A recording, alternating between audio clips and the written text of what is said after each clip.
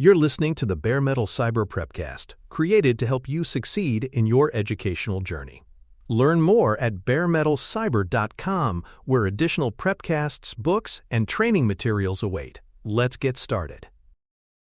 Sizing in agile work is less about precision and more about building shared understanding. The orientation for sizing is that it provides collaborative relative measures to aid forecasting, trade-off discussions, and risk awareness. What it does not do is act as a performance score or individual productivity metric. When teams confuse sizing with measurement of output, they create distortions that harm trust and invite gaming of the system. Instead, sizing is best viewed as a tool to make plans honest in the face of variability. Knowledge work is unpredictable.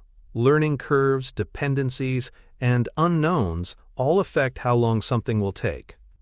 By sizing relatively, teams acknowledge uncertainty but still gain enough shared perspective to compare work and make informed choices. This honest, collective approach allows plans to adapt without pretending that every detail is controllable or that estimates equal guarantees. Relative sizing differs from absolute sizing in a fundamental way. Absolute sizing attempts to predict hours or days, assuming that time is a fixed measure that can be accurately assigned in advance. In complex variable work, these guesses often prove unreliable because knowledge discovery, hidden dependencies, and unexpected risks change the trajectory. Relative sizing, on the other hand, sidesteps false precision by comparing items to one another. Instead of asking how many hours will this take, the team asks, is this item larger or smaller than that one? This shift acknowledges that while absolute accuracy is elusive, relative relationships are easier to gauge. It is like estimating weight at a farmer's market. You may not know exactly how heavy a melon is in pounds, but you can confidently say whether it is heavier or lighter than another melon. This comparative framing reduces anxiety and improves consistency across uncertain domains. Story points are the most common relative sizing method used in agile teams. They represent a unitless number, meaning they are not hours or days, but instead a scale of relative effort, risk, and complexity. One team might decide that a simple login screen is a 3-point story, while a more complex checkout flow is an 8. What matters is not the number itself, but how it relates to other items on the same team scale. Because points are unitless, they avoid the trap of false precision, and instead encourage teams to think in terms of patterns. T-shirt sizes serve a similar purpose, but with even coarser granularity. Items are grouped into extra small, small, medium, large, or extra large. This method is useful when precision adds no value, and the goal is simply to sort work into buckets that can guide planning. Both methods help anchor conversations without devolving into time-guessing games. Collective estimation is a core principle in Agile because it brings together cross-functional perspectives. If only a developer sizes work, they may miss hidden dimensions such as testing complexity, data preparation, or operational deployment. By including testers, designers, operators, and other specialists, estimation becomes a holistic view of what the slice of work entails. This diversity surfaces hidden work that might otherwise derail plans later. For example, a developer might think implementing a feature is straightforward, but a tester might raise concerns about edge cases, or an operations engineer might note the need for new monitoring scripts. When all voices contribute, the size reflects a fuller picture, reducing the chance of unpleasant surprises. Collective estimation also strengthens team cohesion, as each member feels ownership in shaping the forecast. It embodies the agile value of collaboration, turning sizing into a dialogue rather than a solitary guess. Planning poker is one of the most recognizable techniques for facilitating collective estimation. Each participant privately selects a card representing their estimate, then all cards are revealed simultaneously. This practice reduces anchoring, the tendency to be influenced by the first number spoken aloud. If estimates differ widely, the team discusses the reasons behind the divergence. Often, the highest and lowest estimators share their rationale, surfacing risks or perspectives others had not considered. Through conversation, the team converges on a shared size. But the important outcome is not the number itself. It is the shared understanding that emerges. For instance, disagreement might reveal that one person assumed integration with a third-party system was trivial, while another anticipated major obstacles. The act of reconciling those views produces alignment. Planning poker, then, is less about producing a numeric output and more about ensuring that estimation is transparent, inclusive, and grounded in real dialogue. Affinity estimation offers a faster, lighter-weight method compared to planning poker. Instead of debating one item at a time, the team quickly groups items based on perceived similarity. Cards or sticky notes are placed together on a wall, clustered into piles that represent similar sizes. Once the items are grouped, the team reviews them, adjusting any that feel out of place. This process emphasizes speed and relative sorting, rather than exact calibration. The bucket system extends this idea to larger backlogs, using pre-labeled bins such as 1, 2, 3, 5, 8, 13 inches points or t-shirt sizes. Items are distributed into the buckets quickly, providing an initial spread that can later be refined. These techniques shine when teams face a high volume of items and need to gain a sense of scale without bogging down in detail. They prove that estimation can be efficient as well as collaborative. Reference stories anchor the sizing process by providing stable examples that the team agrees on. Instead of treating every estimation session as a blank slate, teams designate a few items as benchmarks. For example, a login feature might be the reference for a 3-point story, while a password reset might anchor the 5-point level. When new items arise, they are compared to these anchors. Is this more like the login feature or the password reset? This method prevents drift over time, ensuring that the scale remains consistent and explainable.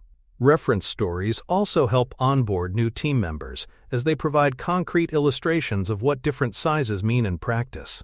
Without anchors, sizing can fluctuate as memories fade or team composition changes. With them, sizing becomes more stable, comparable, and communicable across sprints. Anchors turn abstract numbers into shared, memorable touchstones for the team. Handling uncertainty is central to sizing because knowledge work often involves unknowns.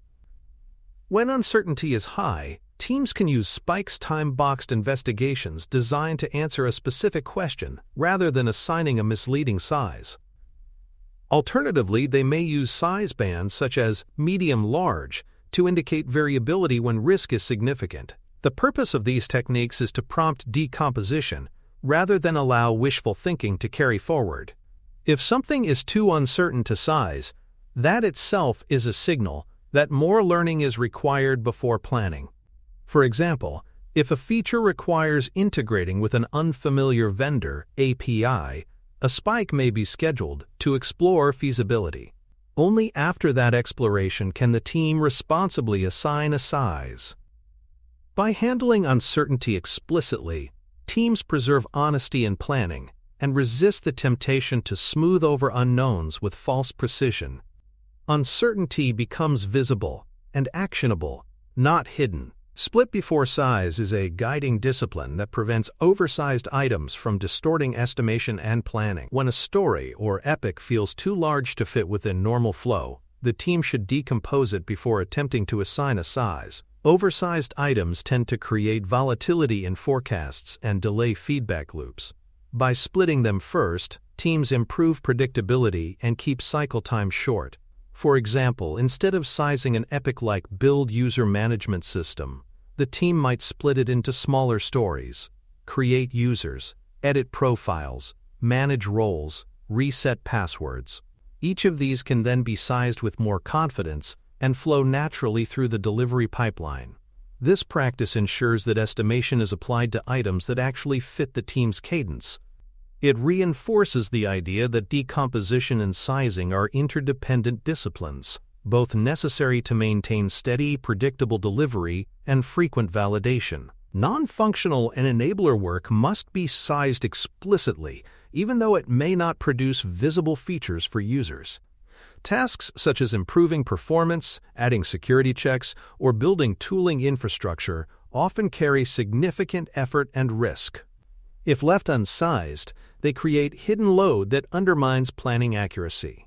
For example, adding monitoring dashboards may not deliver new functionality to end users, but it improves operability and reduces risk. Similarly, enhancing encryption might appear invisible but is critical to compliance. By sizing such work, teams make it visible and ensure it competes fairly with feature development in prioritization decisions. Explicit sizing also reinforces the notion that value is multidimensional. Stability, performance, and safety matter as much as user-facing features. Recognizing non-functional and enabler work in estimation helps teams sustain quality and avoid the trap of underinvesting in foundational capabilities that make future delivery reliable. Calibration to reality ensures that relative sizes remain grounded in actual outcomes. Over time, teams compare their story point or t-shirt size distributions to real cycle times and throughput. If the data shows that 5-point stories are consistently completing faster than expected, or that large t-shirt items are unpredictably dragging on, the team adjusts its reference stories or interpretation. Calibration prevents the size scale from drifting into abstraction detached from reality. Importantly, this does not mean converting points into hours. Rather, it is about checking whether relative comparisons still correlate with delivery patterns. Teams who recalibrate regularly maintain honest planning and avoid false confidence. Calibration is not about perfection, but about alignment, keeping estimation a tool for learning and decision-making. It reinforces the agile principle that data should inform adaptation, making sizing an evolving practice that reflects the team's lived experience rather than rigid rules. Wideband Delphi is a structured estimation method designed for complex or contentious items. The process involves multiple anonymous rounds of estimation, with the facilitator summarizing feedback between rounds. Because estimates are anonymous, participants are less influenced by authority bias or the loudest voices.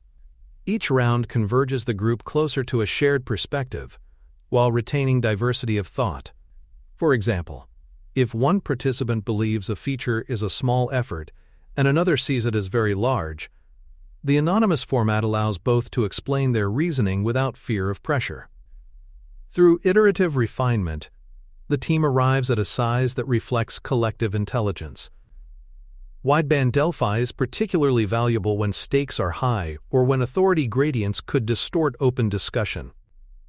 It demonstrates that estimation is as much about surfacing different perspectives as it is about producing a number. Bias mitigation is an ongoing concern in estimation because human judgment is vulnerable to psychological influences.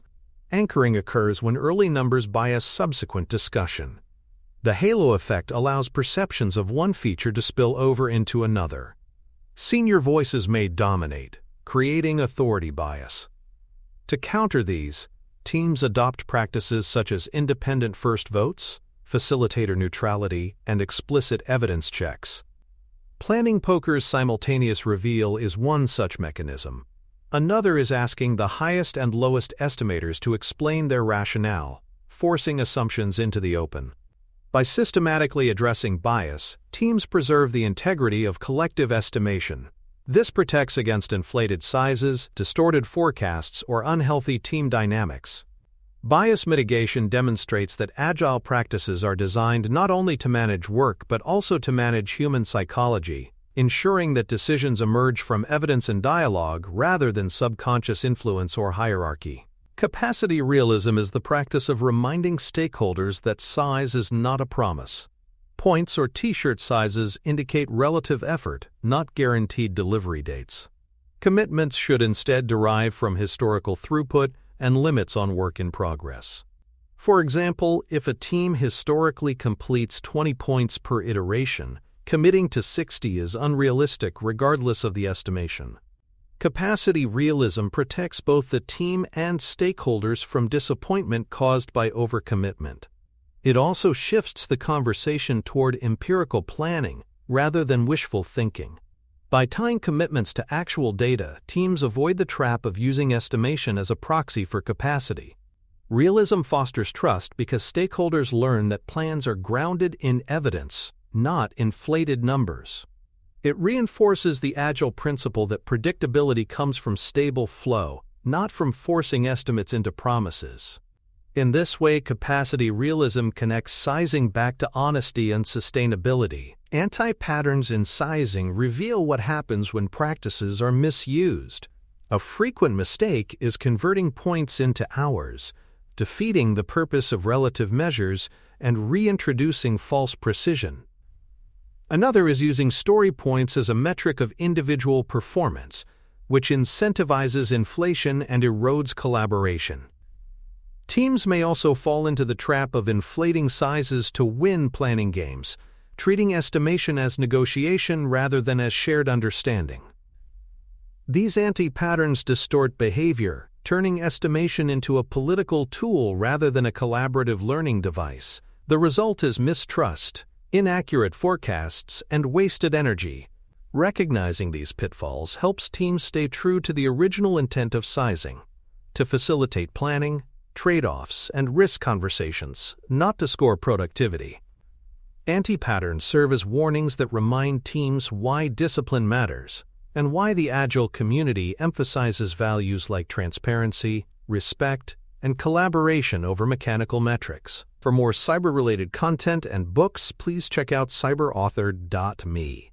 Also, there are other prepcasts on cybersecurity and more at baremetalcyber.com. Probabilistic forecasting is an advanced approach that replaces single-point estimates with ranges and confidence levels. Instead of saying, "we will finish in exactly 10 days, teams use historical throughput and cycle time data to model distributions. Monte Carlo simulation is often applied, where thousands of random samples are drawn from past data to project possible futures. The result is a set of probability curves. For example, an 85% chance of delivering within 12 days, or a 50% chance within 8. This shifts the planning conversation from false certainty to informed probability. Stakeholders can then make trade-offs with eyes open, knowing the range of outcomes. Probabilistic forecasting acknowledges that software delivery is not deterministic, but stochastic, shaped by variability. By grounding forecasts in evidence, teams build trust and improve decision-making, moving away from promises that collapse when reality intrudes. Service-level expectations are best framed in percentile terms rather than averages. An average cycle time might be 8 days, but averages hide the tails, the unusually short or unusually long cases. Percentiles, by contrast, provide a more realistic view. For example, 85% of items finish within 10 days. This way, stakeholders understand not only typical performance, but also the outliers that may affect delivery. Service-level expectations communicate reliability as a probability distribution, aligning with how systems truly behave. For example, a team can set a service-level goal that 90% of defects are resolved within 5 days. This framing is clearer than averages and aligns with probabilistic thinking. It helps leaders and teams manage expectations responsibly, avoiding the trap of committing to dates that only hold under ideal conditions. Percentile-based commitments honor the variability inherent in knowledge work while still offering predictable service boundaries. Iteration capacity planning uses sizing to inform what can realistically be delivered in the near term. Instead of filling an iteration with as many points as possible, teams select a small set of the highest value items that fit within empirical limits. Historical throughput data provides the boundary, while slack is intentionally reserved for emergent or unplanned work. This slack is not wasted space. It protects stability by absorbing inevitable surprises. For example, a team that typically completes 20 points per iteration may plan for 15 to 17, leaving room for urgent fixes or scope adjustments. This practice avoids overloading the team and keeps flow steady. Capacity planning is therefore about balance, delivering value while respecting variability. It demonstrates that sustainable delivery is not achieved by squeezing every drop of capacity, but by preserving flexibility, protecting quality, and aligning scope with reality. Risk-adjusted sizing acknowledges that not all items of equal apparent size carry equal uncertainty. A feature involving unfamiliar technology, heavy coupling to external systems, or reliance on vendor deliverables carries more variability than a straightforward change. Risk-adjusted sizing builds this into the plan by shaping buffers or sequencing differently. For instance, higher-risk items might be tackled earlier to surface problems while there is still time to adapt. Alternatively, the team may allocate contingency to absorb variability. By adjusting for risk, the plan becomes more resilient and less likely to collapse under surprise. This approach shifts thinking from treating all work as equal to treating it as heterogeneous, where novelty and uncertainty matter as much as nominal size. Risk-adjusted sizing integrates foresight into estimation, turning potential hazards into manageable elements of planning rather than hidden landmines. Date-driven slicing provides a disciplined response when fixed deadlines loom. Instead of cutting quality to meet the calendar, teams decompose features into the smallest outcome-true items that can ship within the available window. For example, if a product must demonstrate compliance by a regulatory deadline, the team may deliver minimal but auditable functionality that proves adherence, leaving enhancements for later. This approach preserves quality while meeting the external constraint. It reinforces that scope is the lever, not quality or integrity. Date-driven slicing reframes deadlines from being threats to being boundaries that focus prioritization. It demands creativity in finding the smallest slice that still delivers genuine value or compliance evidence. By taking this route, teams avoid the trap of last-minute shortcuts that undermine long-term stability. The discipline of slicing rather than compressing ensures that deadlines are met responsibly and predictably. Multi-team estimation becomes necessary when large initiatives require coordination across several groups. Without shared references, each team may size work differently, making aggregated forecasts incoherent. Multi-team estimation introduces a shared reference scale and acknowledges integration costs explicitly. For instance, two teams building complementary components might each estimate 5 points of effort, but integration and testing add another 3 points. This integration tax is made visible and included in planning. Shared reference stories across teams also prevent drift, ensuring that a medium in one group is not misaligned with a medium in another. Multi-team estimation is not about forcing uniformity, but about creating comparability. It acknowledges that delivery at scale depends not only on local flow, but also on cross-team synchronization. By accounting for integration and harmonizing references, organizations improve the reliability of program-level forecasts. Spike estimation provides structure to exploratory work. Instead of treating spikes as open-ended research, teams define a firm time box and expected artifacts. These artifacts may include findings, documented options, and a clear go-no-go recommendation. For example, a team exploring whether a cloud service can support required encryption might allocate 2 days to the spike, with the deliverable being a recommendation supported by test results.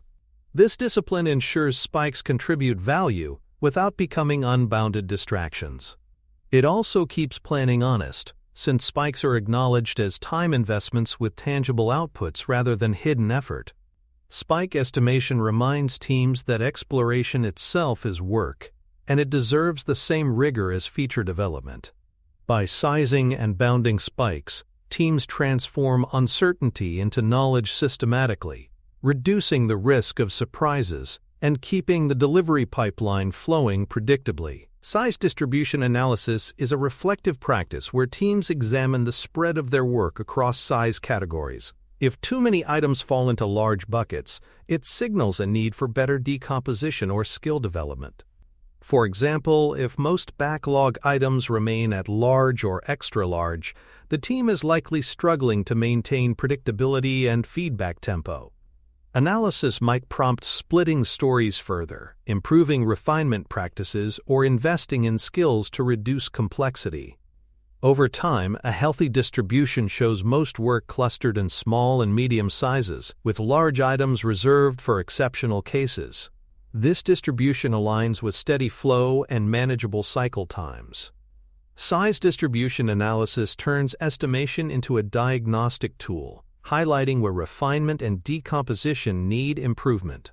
It prevents backlog inflation and ensures that the work pipeline remains sustainable. Re-estimation policy sets boundaries to prevent churn. While it may be tempting to resize items frequently as understanding evolves, constant re-estimation creates noise without improving flow.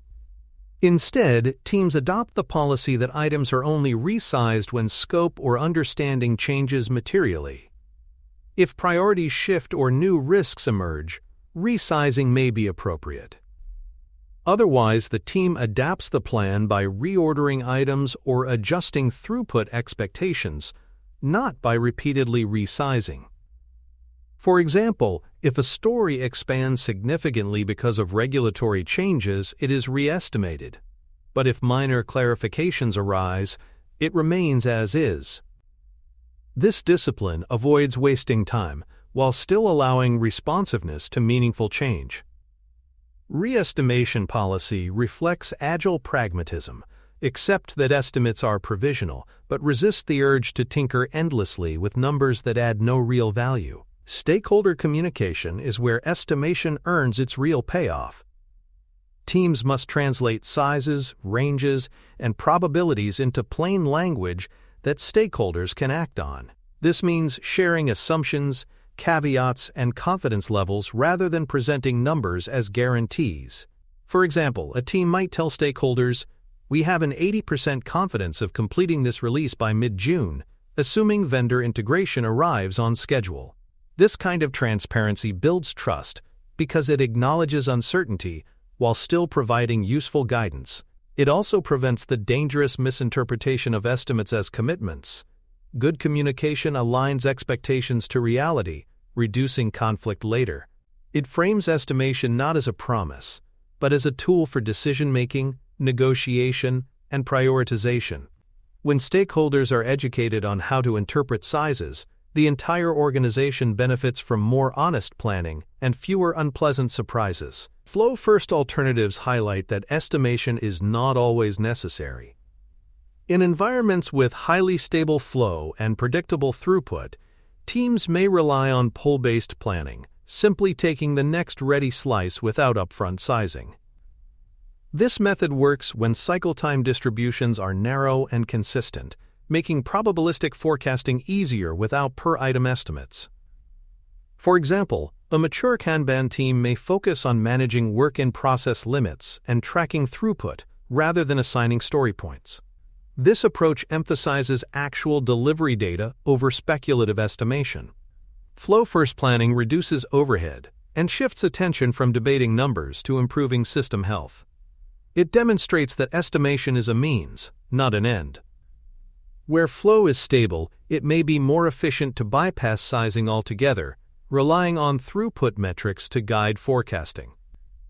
This alternative reinforces agility by focusing on real performance rather than ritualized estimation. Tooling hygiene ensures that estimation practices do not devolve into heavy documentation.